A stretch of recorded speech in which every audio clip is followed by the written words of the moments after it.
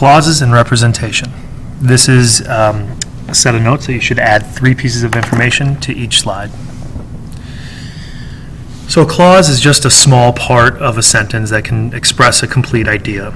In Article 1, Section 8 of the Constitution, there's a whole bunch of different powers that you wrote down in your an earlier worksheet. One of the last things that it says is meant to imply, well, we're not really sure exactly what it's meant to imply because, well, words are pliable. They change. It's so easy to reform them from meaning based on what you think of them and what I do. So the elastic clause, as it's nicknamed, says to make all laws which shall be necessary and proper. Of course, if I told you that you're going to do everything that's necessary and proper in your life, you might have a different idea of what that is than I do. That's for sure. Now think that difference is from you and I, and we're in the same city, in the same state, in the same classroom even. If you think across the 200 some odd years that have happened since these words have been written, you can tell that the definitions of them, I'm sure, have changed. But it's very possible that they were purposely vague because the rest of the laws the rest of the powers that were delegated to the United States and the rest throughout the earlier Article 1, Section 8 was all of the powers that the founders wanted, but they didn't want to limit it to just that. So when you use a definition, when you use the words necessary and proper, it basically opens up an entire can of worms. So many additional powers have been taken by the federal government through this. If you think about things that the federal government does that's not delegated, I mean, think back. Did it say anything about child labor? In the Constitution, does it say anything about minimum wage? Does it say anything about a health care bill or traffic laws? No, it sure doesn't. And it doesn't do this because, well, frankly, the Constitution gave them power to do anything necessary and proper to carry out the previous laws. Another controversial clause that's actually been extended through the elastic clause is called the Commerce Law. To regulate commerce with foreign nations and among the several states and with the Indian tribes. This is a quote this is that clause, and that's been nicknamed the Commerce Clause, and it's basically talking about the federal government regulating or making rules for commerce, which is business between states. Eventually, the Supreme Court determined that among the several states meant a business transaction that went from one state to another. So this has been expanded, this Commerce Clause. The definition has been expanded throughout the United States history. For about 75 years, the Supreme Court ruled this broadly, meaning that the federal government could do a lot, but they mean that they didn't limit the government, but the federal government didn't do anything. In fact, the federal government was mostly trying to encourage business through this time. However, in the late 1800s, with your boys, Carnegie and Rockefeller and J.P. Morgan and Vanderbilt, all of these big-time businessmen that were creating monopolies, the federal government started to regulate them a little bit and try to restrict them. Supreme Court actually supported them, those big businessmen, as they struck down any attempts that the United States government did to regulate anything more than, in literally strict interstate commerce. So railroads were often, the Interstate Commerce Commission was actually established to set rules or regulate railroads, which actually went from state to state.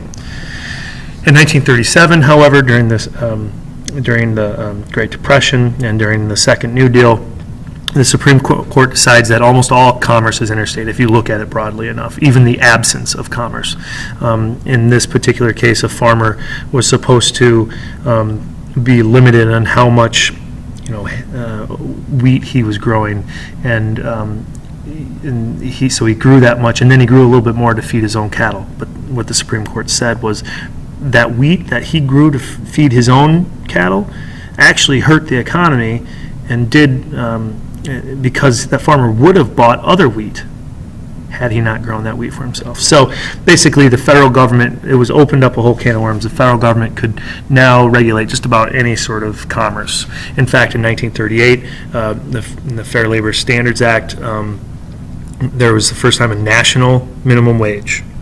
Okay, there was a national 40-hour work week. and overtime rules, labor union ability to form. So the federal government began impeding on the commerce significantly. The last piece of this notes is representation. Each congressional member is a representative of their constituency. Okay, say it again. Constituency. You should try it when nobody's listening, because you sort of want to sound like you know what you're talking about. The constituency is the area that they're from. The constituent is the person that they represent. So for each of the 435 representatives, their district is their constituency. I am the constituent of the 1st District of Iowa. For the 100 senators, there's 2 per state. So for Harkin and Grassley, their constituency is sort of the state of Iowa, the population of Iowa. And I am the constituent of Harkin and Grassley. So is somebody living in Sioux City. So what happens is they decide, each representative or senator decides on how specifically to vote. And they do that usually taking one of 2 roles, either as delegates, where they represent the will of their constituents only. You know, they try to evaluate what the people want, and regardless of their own personal views, the representatives or senators vote based on what their constituents want. The other version, the other role that representatives in a representative democracy often take is the one of trustee, where basically we vote for these congressmen and women, and we assume that they're smart enough that they'll make a good decision and have the same sort of set of values. So when they're in there listening to these hearings and committee hearings, that they're going to make a right decision, not go and poll us for every single thing that comes up. Now, some try to act as delegates or trustees all the time, just one or the other. But most representatives are a mix of delegate and trustees. So what happens? The senators are more deliberate and moderate. House is more partisan and quick changing. I mean, in fact, the senators are only elected every 6 years, so they're not worried about repercussions of their actions as much as immediately as the House members are. They're elected every 2 years. They're almost perpetually campaigning. So the Iowa districts, per the 2000 census, this actually started an election in 2002. These are in the 2000 census, this established that the state of Iowa had 5 districts. If you look, Lynn County is in the 2nd district. So you had, in the 5th district, you had Steve King, who's a very conservative Republican representing the very conservative Western Iowa. Tom Latham, a more moderate Republican representing the middle portion. You'll notice that Polk County is not in that district.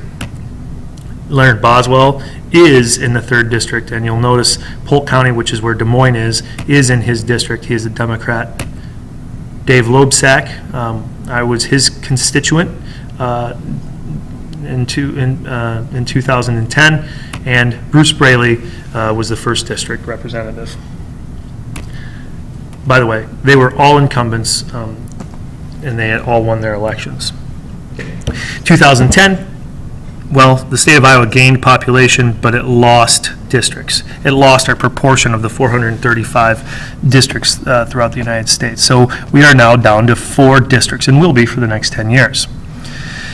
So what happens? Steve King went up against Christy Vilsack, who is the wife of a former Iowa governor named Tom Vilsack.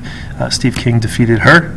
Tom Latham actually moved south so he could live within the district. He's a Republican and won his seat against the Democratic Boswell.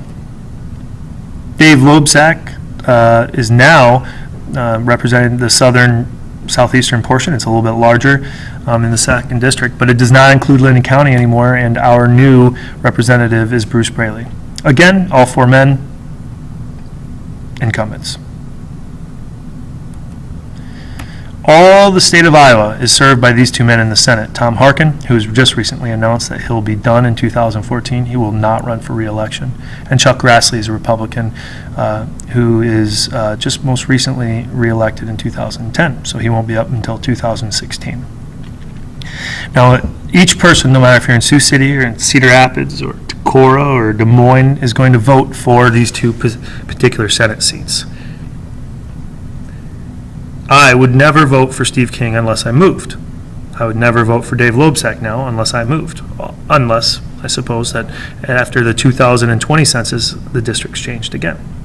Now, it's likely that Steve King, it seems right now, that Steve King and Bruce Braley are likely candidates to run for Tom Harkin's position, his seat in 2014. But only time will tell, as it's only been, as the time of this making, a week and a half since Tom Harkin announced that.